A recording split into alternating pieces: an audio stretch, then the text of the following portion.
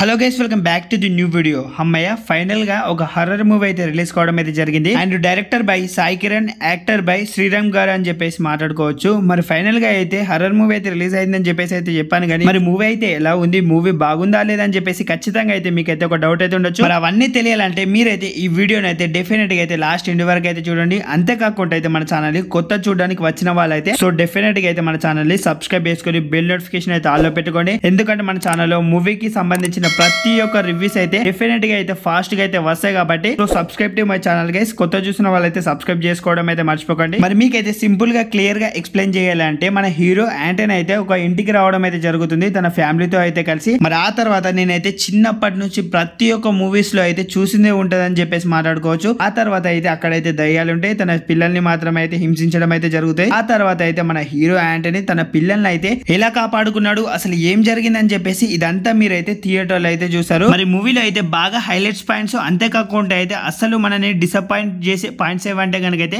First of all అయితే horror scenes లో వచ్చిన బీజిఎం కి అయితే డెఫినెట్ గా అయితే మీరైతే భయపడతారు. అంతేకాకుండా అయితే కొన్ని ట్విస్ట్లు అయితే చాలా అంటే చాలా బాగా రాసుకున్నారు డైరెక్టర్ అని చెప్పేసి అయితే మాట్లాడుకోవచ్చు. మరి ఈ మూవీలో చేసిన చిన్నపిల్లల యాక్టింగ్ అయితే డెఫినెట్ గా అయితే మీకైతే నచ్చుతుంది. ఈ మూవీలో అయితే బాగా హైలైట్ అంటే వాళ్ళే అని చెప్పేసి మాట్లాడుకోవచ్చు. ఎందుకంటే మూవీ స్టోరీ మొత్తం వాళ్ళ చుట్టూనే తిరుగుతుంది. అందుకే వాళ్ళైతే హైలైట్ గా అయితే అనిపిస్తుంది మనకైతే మూవీలో చూస్తున్నప్పుడు అయితే. మరి మూవీలో మైనస్ పాయింట్స్ విషయానికి వస్తే కనుక అయితే వాళ్ళని చూస్తున్నప్పుడు అయితే నాకైతే అంతలా అయితే ఏం భయం వేయలేదని చెప్పేసి అయితే మాట్లాడుకోవచ్చు. మనల్ని భయపెట్టాలంటే చాలా కష్టం, కానీ మరి థియేటర్ లో వచ్చే వాళ్ళని అయితే ఇంతలా భయపెడతారని చెప్పేసి మనమైతే చూడాలి. మరి యాక్టర్స్ పర్ఫార్మెన్స్ విషయానికి వస్తే కనుక అయితే శ్రీనివాస్ గారు అయితే ఈ మూవీలో అయితే ఉండడం అయితే జరిగింది. అంతేకాకుండా అయితే ఈశ్వరరావు గారు కూడా అయితే ఉండడం అయితే జరిగింది. మరి వీళ్ళైతే వేరే మూవీస్ లో అయితే మనం చూసుకున్నట్టయితే వీళ్ళ యాక్టింగ్ అయితే ఏ లెవెల్ అయితే ఉంటుందో మనకైతే తెలుసు. కానీ ఈ మూవీలో వీళ్ళని చూస్తున్నప్పుడు అయితే నాకైతే అంతలా అయితే అసలు అయితే ఏమనిపించలేదు వీళ్ళ యాక్టింగ్ కానీ వీళ్ళ పర్ఫార్మెన్స్ కానీ. మరి యాక్టర్ శివ గారు అయితే బాగా చేశారని చెప్పేసి నాకైతే అనిపించింది. ఈ మధ్య అయితే బాగా హర్రర్ మూవీస్ అయితే తీస్తున్నారు కాబట్టి సో తన పర్ఫార్మెన్స్ అయితే మనకైతే నచ్చుతుంది ఈ మూవీలో అయితే. మరి మూవీ చూస్తున్నప్పుడు అయితే కొన్ని పర్టికులర్ ఆఫ్ సీన్స్ అయితే ఉంటాయి. సో డెఫినెట్ గా అయితే మీరైతే భయపడతారు ఆ సీన్స్ గానీ, ఆ సీన్స్ లో వచ్చే బీజిఎం కు గానీ అయితే ఖచ్చితంగా అయితే భయపడతారు.